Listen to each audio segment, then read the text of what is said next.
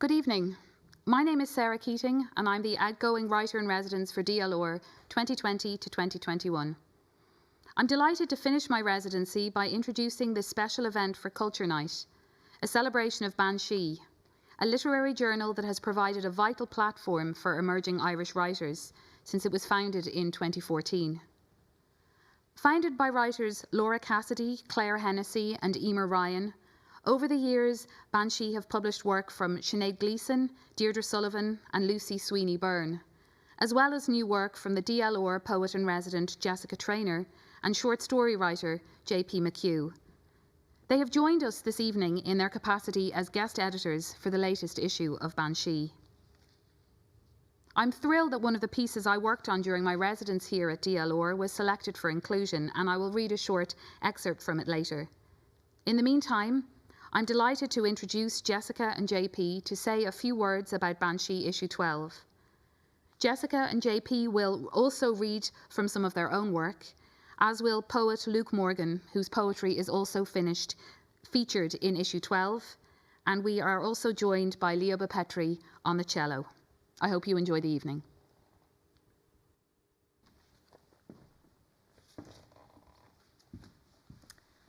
Thanks so much for that, Sarah, and it's absolutely lovely to be here. The invitation to act as guest poetry editor for Banshee 12 was just a fantastic one, and I was completely overwhelmed by both the quantity and the quality of the work that came my way.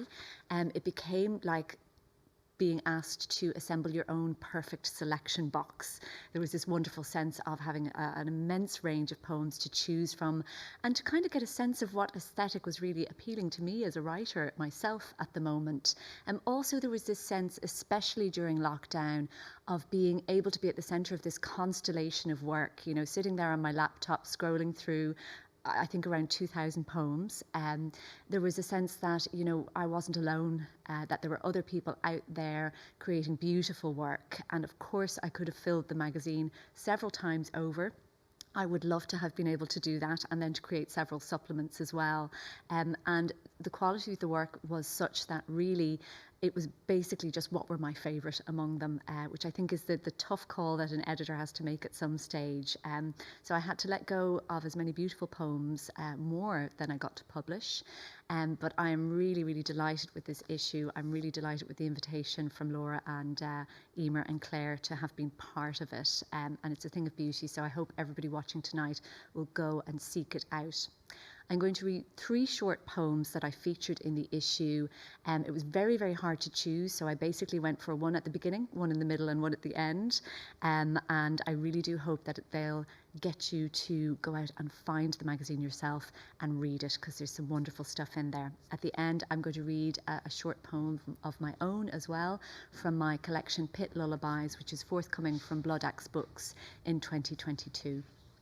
So I'll start with Absence by Julian Day. That sound you hear behind the walls, it isn't mice or birds at all, but just the dead, their reach and scratch. They miss you too, they want you back.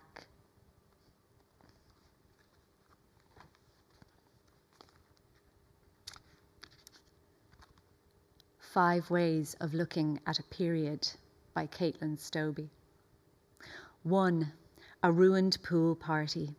Cat scratch in the pants. Thighs tight and plastic wrapped. Luxury cotton towel sex. Soggy apologies like I'm on my. 2. Peaches pit flesh. Cherry burst anemone. Pomegranate plasma. Beet-soaked clover, hibiscus, nimbus. 3. Brings muddy sleep long as gum trees. Quenches anxiety with slippy lip sap. Approves full-bellied foods, potatoes, ginger root. Pulls distractions tubers and unearths certainty. Teaches how to stand being lonely. 4.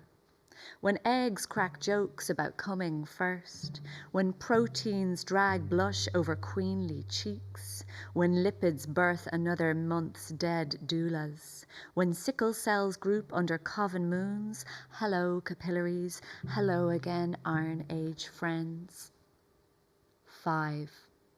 Cramping, coloured like conception's twinge, craving the ever-ready chocolate advent, carving papayas with turmeric fingers, wishing for its mercurochrome tinge. Then, sudden puddle of thank fuck.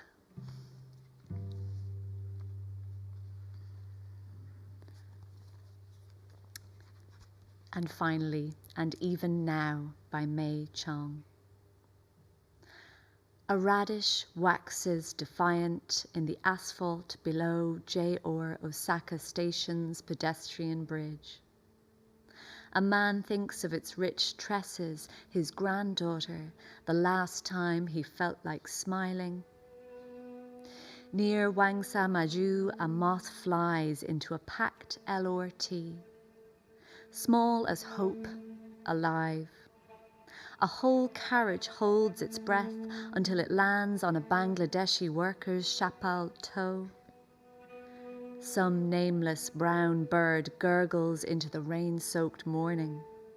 Soon there will be sun and wind enough for everything to dry gorgeous. Silence is learning how to unlock love, unlock tears from behind teeth, loose them with the gasp of something born anew. You learn from your elders how to coax broth out from a world's good bones, and still, and still, and still. And I'll finish by reading a poem of my own called Pit Lullaby from my collection Pit Lullabies, which is coming out next March. And these are poems that are very much about the journey from childbirth through postnatal depression and out the other side. And there's a reference here to the Mogg books by Judith Kerr. Pit Lullaby. When we turn off the light and I hold you close, my vision splinters. A mirror that catches what light there is, throws it back as an untruth. We are so close to each other here that full faces never form, just a wisp of hair settling on a cheek, an eyebrow like a capstone sinking in a restless sea. Here I whisper to you broken thoughts that settle somewhere on the tangle of our limbs. Mogg sat in the dark and thought dark thoughts, I say, because it's the only thing in any of your books I recognize as true. A beast, alone, afraid out of doors and far from home. I lie in the dark and think dark thoughts while your feet push my thighs away. I close my eyes, make a weapon of the weight of my bones. There are so many hours between us and the morning. Thank you.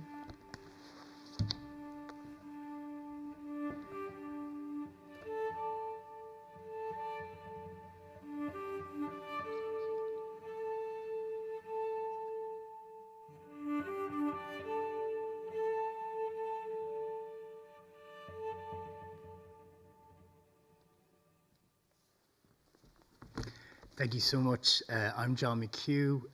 It was my privilege to be the fiction editor for this issue of Banshee, number 12. It was so much fun. That's as easy as it was. It was a hard job, but it's also the most fun job I've had in a very long time. I should start by saying thank you to Claire, Emer and Laura, not just for picking me as guest editor, but for keeping this issue going for 12, going on to 13. It's an amazing achievement. There's a lot of talk about Irish writing, about this boom in Irish writing. It all comes back to literary journals and the people who work tirelessly behind the scenes. So those three women have done Trojan work, and they really deserve. Pity there's no audience here to give them the round of applause they deserve, but they've done amazing stuff for Irish writing, and I'm so proud to represent them tonight. As I said, it was such a fun job reading through the stories. There's over 500 entries, and I read each one thinking and hoping that this would be the best one. I didn't skim. I never just flicked over because I didn't recognize the name. Everyone was given due time and care, and I'm so proud of the 8 I ended up with in the issue.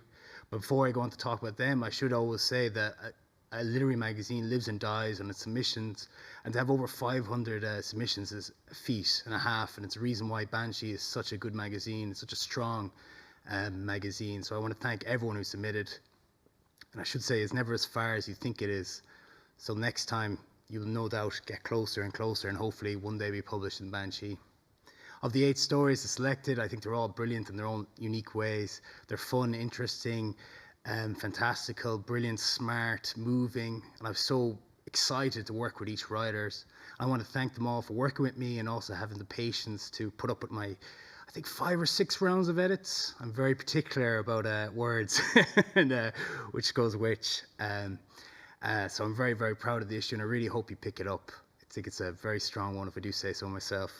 But having said all that, I'm actually not going to read any of their stories because I have a book to plug. So I'm going to read a story from my debut collection of stories called Pure Gold. The story I'm going to read is called The First Real Time. And I was meant to read something else, but then I looked in the mirror this morning. I saw how long my hair is getting. It reminds me of being 15, 16, which is the years that this kind of story is based around. So we're set about halfway through the story, and you've just invited a girl over to your house.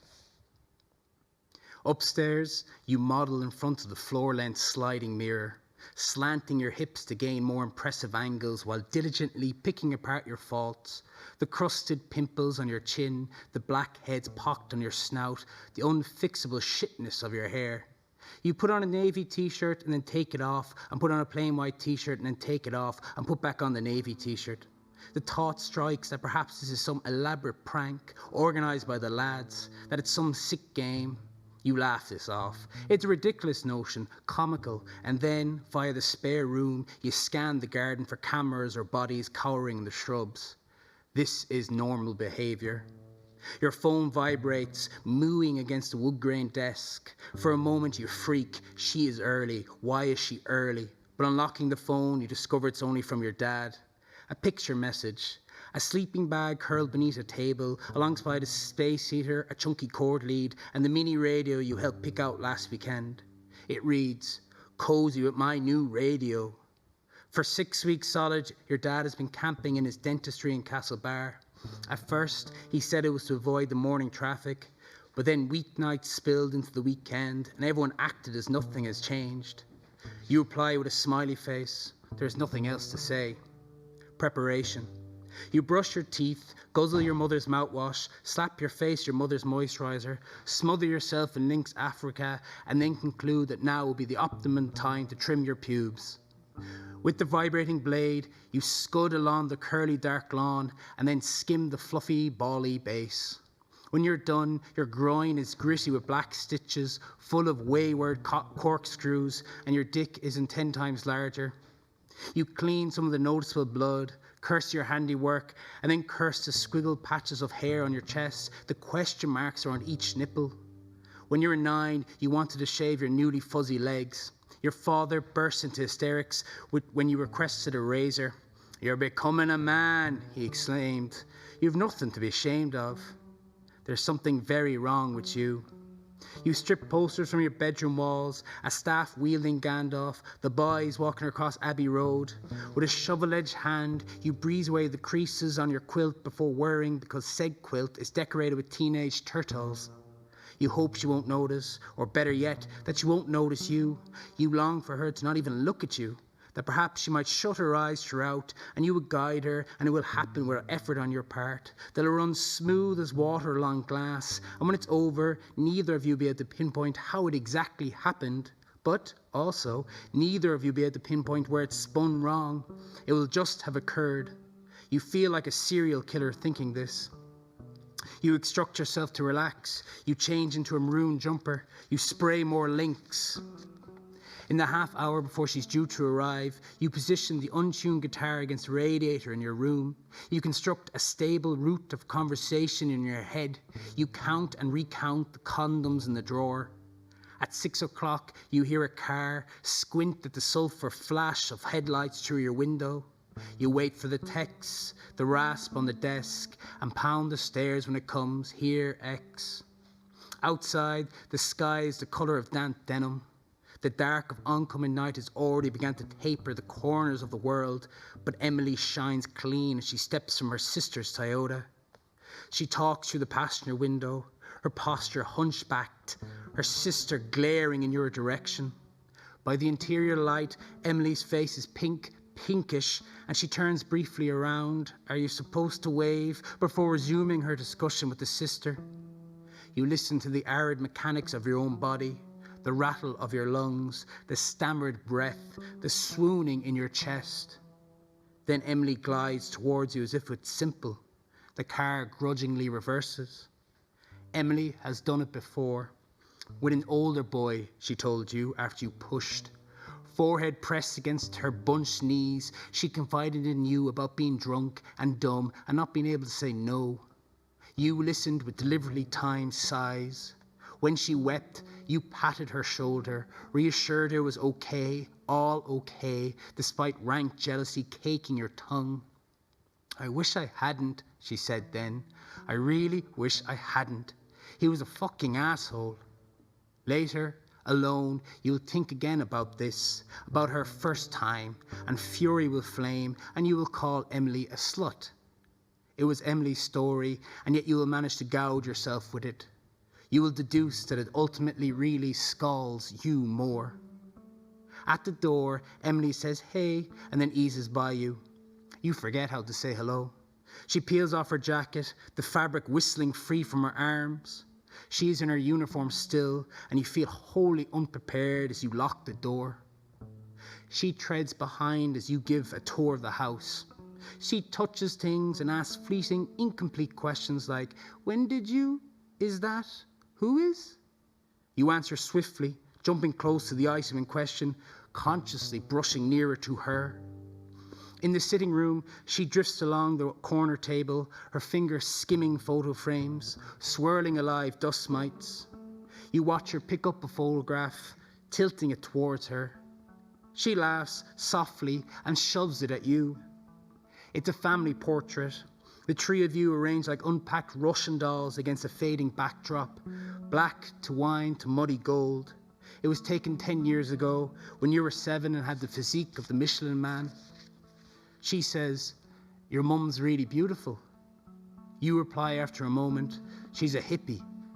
The aggression a surprise to you. You replace the photograph. Emily's nose wrinkles. Don't say that, she says. Well, you shrug. It's true. Emily doesn't reply, goes instead to the couch. You join her and begin to flick through the channels, stopping at the news. You don't want anything too stimulating. This all right? She crosses her legs but says nothing. A heat radiates from her. You try to smile normally, sit normally, but your body is fidgeting, fighting. You find a new rickety variation in how you exhale. The mood is unexpectedly formal, dangerous. You recall jokes, bad, sappy jokes, and tell them, and in return, Emily only gives you this pinched mouth, no teeth smile. It could be a frown, you suppose. Hard to split the difference between them. But you assure yourself, nipping your jumper from your stomach, it was a smile. Not to worry about it, you reason, it had to be a smile. Not to analyse it, it must be a smile. Nothing is said. A minute, then another crawls by. On the TV, Obama is speaking. You point with the remote. He's great, isn't he? She nods, seems to consider something more, something deeper, but only answers, yep. Why is it difficult now? Yeah, you say. Obama's sound. He's a sound man. She leans forward and rummages in her handbag and then sits back. You can count how many buttons are undone in her shirt, and you do count, and suddenly you feel yourself get a horn, a judging heat, and you fold your arms and jut out your chest. So now you're the big man, The paperback left on your pillow for your 12th birthday suggests visualizing doing the gardening to rid yourself of any pesky undesired erections. You do this now. You envision clipping the hedges, but then she hums and readjusts a leg and you are trampled. You surely can't fuck this up. And yet here you are, fucking it up, dreaming about hedges.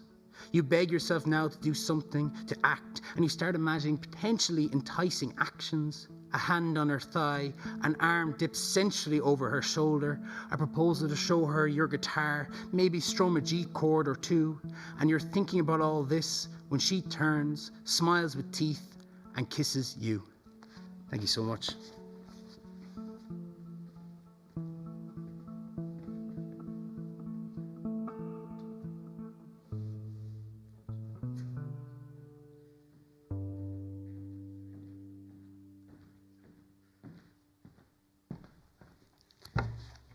I spoke to Jessica before the stream, and she informed me that she read nearly 2,000 poems for this issue of Banshee, and I'm delighted to say that I was one of them. My mom always told me I was 1 in 2,000, so I'm glad that I can prove her right with this issue. And speaking of community, as I was also even more delighted to figure out that I went to the same school as JP. McHugh, and that was my sister that he was talking about in that story. I'm only joking, it wasn't. He's dead after school. We had the same English teacher, so Mr. Kelly, if you're watching, this is all your fault. I'm going to read the poem that is featured in issue 12 of Banshee. It's called Kelpie. My sister was born a Kelpie on the wrong side of a frozen lake. Our dad never spoke about it, but one Christmas, he took my brother and I out to Connemara to find her ashes in a camper van with no brakes. The place was coated in stillness, the road granite spangled under white. We stopped at every beat of water we came across, retracing steps, asking if this was the one that held our mythological sibling. At Loch Ina, my breath cast embryonic statues that evaporated in midair. This wasn't the place, he said, but through the clouded glass, I thought I saw the glowing eyes of a horse, mildeweed reins around her neck like umbilical cords, shaping out endless, dreamlike question marks in the deep. Dad told us they deliberately picked somewhere unknown, hard to reach, and after our toes turned numb, we gave up.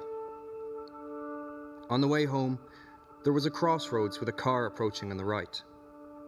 Dad pulled the brakes before he remembered they were gone, and while the other car beeped, I watched him simply take his hands off the wheel as our great tainted vessel was carried through the junction on a sea of fabled ice.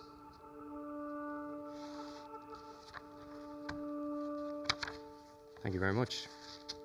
It's very silent in here, but I can hear you all clapping all the way to Albuquerque, so thank you very much. And that was beautiful as well. It's such a novelty to read a poem in real time with such beautiful music, so thank you so much. This next poem I'm going to read is called Palpitations, and I'm going to read it in honor of my grandfather, who was the man who inspired me to write. It would have been his 82nd birthday coming up in a couple of days. And in this poem, which is from my first collection, my debut collection, Honest Walls, I attempt to weave his death, which was my first experience of bereavement, my own palpitations, palpitations that I was having at the time, and an annoying housemate who used to run up and down the stairs at all hours of the day. So that was my mission, should I choose to accept it, and I did, and this is what has resulted: Palpitations. I listened to your footsteps on the staircase 2 years after my grandfather was found dead, one arm and leg out of the bed as if he made to get up. You don't know of my chest pain or how much I dislike the way you round the stairs like this, the thump, the thump at 10 in the morning like my mother in misty Clonus when she found him that summer. Look at stars, he had said the previous evening. God's footsteps across the sky. They had drunk port, gin from my grandmother, gone to bed at 1. I look at the ceiling, the spots of mould almost glowing, slow my breathing. Your footsteps finally cease. My granny always takes umbrage to that poem because there's one historical inaccuracy. She hates gin, and she would have liked me to mention that just for the record. She was not drinking gin, so that poem basically is fake news. I'm going to read it, another poem, and this one is not about death, I promise. It's about life and how even in the pockets of despair, as the country was at the time, we can find moments that pop and that come alive. And this poem is called The Front Page. And when I was in school, my brother and my dad, the two characters from the first poem I read, Kelpie, landed on the front page of the Irish Independent because they dressed up as pigs, tuxedoed pigs, the day that the government bailed out the bondholders back in 2008 or 2007. This is called The Front Page. The day the government bailed out the bondholders, my dad and brother dressed up as tuxedoed pigs and stood outside the Department of Finance, dancing and throwing fake money at everyone. Their skin was painted luminous pink, their stereo blaring, the sight of them toasting thin glasses of Prosecco, apple juice, they told a Garda, paused the morning commute on Marion Street for several minutes. They got on the 6-1 news that evening, and when the school secretary rang home the next day to ask why he was absent, my mom replied, "Look at the front page of the Irish Independent." There they were, wild and happy, cardboard snouts so lifelike, the bright pink of their faces like someone had taken a highlighter pen to all that black and grey. Thank you very much. Thank you to Banshee Press.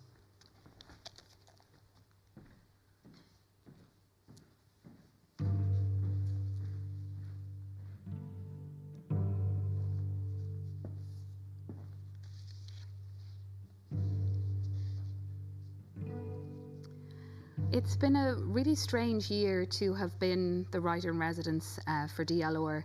In some ways, I kind of felt a bit like it was a ghost residency, or I certainly felt a bit like a ghost up in the 5th floor of the library, in an essentially empty library being manned by a skeleton crew of library staff. What it did mean was that I had a huge amount of focus, and I had a huge amount of space to write in a year when we were all locked down in our houses. I had somewhere I could go to escape my own crowded, noisy household and to work. My creative kind of impetus for the residency was to finish a book I've been writing for, at this stage, 11 years now. When I began the residency, it was 10 years. And it was a book about the contemporary dancer Lucia Joyce, whose father, James Joyce, is obviously a writer we all know extremely well. I had a manuscript that needed to be honed, and I had focus to do that. But I was also really keen to try and get something short published from the book. When you're writing in long form, it can be, particularly if you've never had anything published before, it can be very difficult to achieve any visibility for your work. And that's why literary journals like Banshee, which provide opportunities for new writers to get their voice out into the world, are so crucial. So I was really thrilled when I submitted an excerpt from the book to Banshee, and they agreed to publish it. It's my first piece of creative writing that's ever been published, so it was a huge thrill for me, and I'm delighted to be able to read a little bit of it for you now. The story is called Bloomsday 1935, and it takes place over a single day, June 16th, 1935, when Lucia Joyce is in Dublin. She's been exiled from Paris, where her father is writing Finnegan's Wake. He's trying to finish his own manuscript, and it is thought that her mental illness, which at this stage was quite severe, was too distracting for him. So she was sent first to London, which was a disaster involving drugs, police, and she was eventually taken to Dublin. And on this story, on June 16th, 1935, she's seeking out the ghost of her father. How many miles to Kingstown? 70, sir. Will I get there by candlelight? I haven't got a clue, sir. Lucia choo-choos in from her seaside hideaway in Bray, where Bobo lived when he was a boy and his house almost fell into the sea. She knocked the door this morning, but the maid shut it fast against her, the heavy wood stubbing her toe. She will try again later.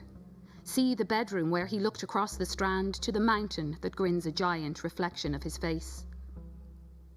Now she is clattering along the salt-throbbing coast. 1 and 2 and 1 and 2 mocks the slow, quaint waltz of the steamer. Past Sandy Cove, it shunters. The Martello, where Bobo bunked down with Buck Mulligan. An absurd place to live. An absurd place to nearly die. A good story, but, and Bobo revelled in the telling when in reminiscing mood, pulling her onto his lap, shoulder to shoulder, hands upon hands. Through Dunleary it rattles, and Lucia checks her shadows. No sign yet of the cousins, Mama's sulky spies. The day trickles into the treacle of time passing. Thick and slow her march through it, past all the gloomy rooms in which her Bobo grew from boy to man, the year's turn marked by another eviction, a cart loaded high with whatever furniture his father had not sold. Waking nights and not knowing where in the world he was. Lucia stops on the steps of the house on Richmond Avenue, pulls a paper and pencil from the inside pocket of her furs. Cara Bobo, she scrolls. I too understand what it is to be a window watcher, a keyhole whisperer. But it is your arms I return to when sleep creeps upon me, Bobo. You are my rooted, changeless thing. Over the hump of the Halfpenny Bridge, Lucia follows the cobbles as they curve around the college, where the red brick rises above the low concrete wall and the white letters proclaim her destination. Finn's Hotel. She ducks into the porch, leaves the double doors swinging and presses the bell on the front desk with her middle finger. She counts out the paper money and dates and signs the book. Lucia, Anna Livia, Cassandra Joyce, June 16th, 1935. Patience. She is built of it. He will come. The moon is a smudged fingerprint of light behind the clouds.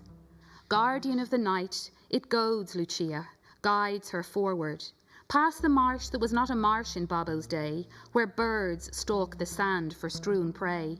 There are hundreds of them, like small black stones. They do not startle as she walks among them, silent as a ghost. Blackrock Park lies ahead, and the low wall bears easy breaching. Inside, buds are shaking off blankets of earth, bluebells and daffodils. Lucia tears a tiny crocus from the soil and replaces the sodden rose in her hat. The grand bandstand salutes her with a trumpet solo as she passes. Oh, but of course, she will dance. Was that not always the answer? The trees shake their summerful branches at her in encouragement.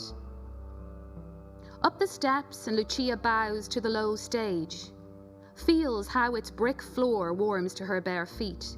Music? Pret. Ready? Si. She summons the conductor with the wide embrace of her arms.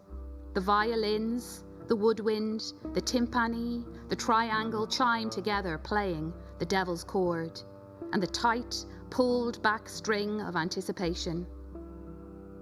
Then zig, zig, zig. The harp plucks the 12 midnight bells of the Dance Macabre, calling the dead to dance. This night, Lucia is one of the summoned, called from the grave to give life to death's dark mood and passion. She sheds her coat to the flute's seduction.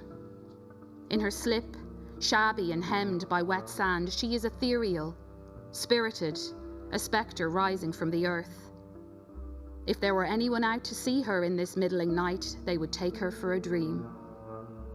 And look, here comes her one true partner, crawling all the way from Paris to hold her hand, black suit and skinny spider legs flung 1-2, 1-2, his head high lifted to greet her. It is Bobo. He has come. Bleached orbs big as headlamps behind his glasses, he sees right through her, to the charred edges of her black heart, the ashy cinders of her soul. His whispery comforts suffuse the night dark. Lucia, Lucia. His raspy Dublinese. Bright and persuasive as morning dew, clear as glass now, it cuts her heart in two. Oh, how she has missed him. She feels his acid breath upon her upturned face, his clammy hand cupping hers, a pulled, insistent prayer. Come with me. Ah, yes, he will lead and she will follow.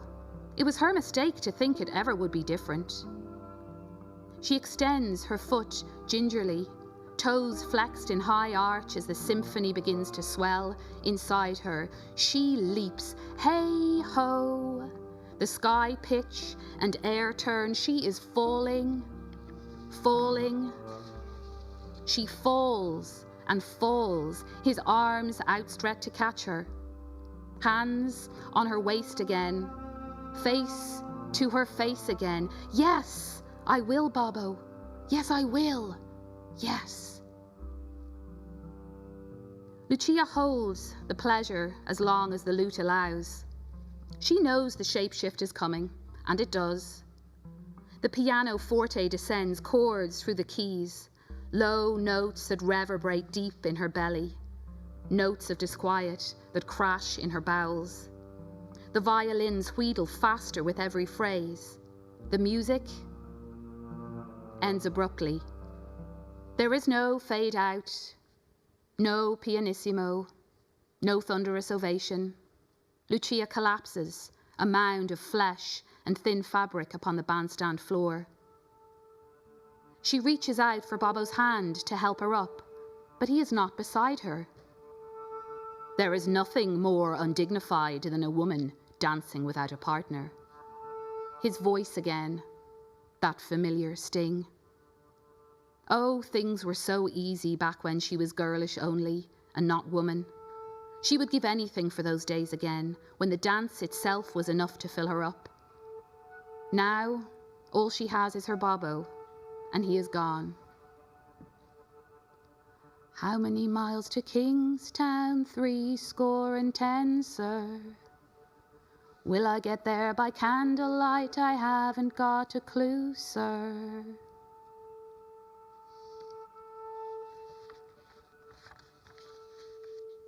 Thank you. I'd just like to say thank you again to Banshee Press, to JP for doing a really interesting edit on my work. I was really surprised, having worked in isolation for so long on this book, how much I enjoyed having a conversation in the margins, arguing over white space.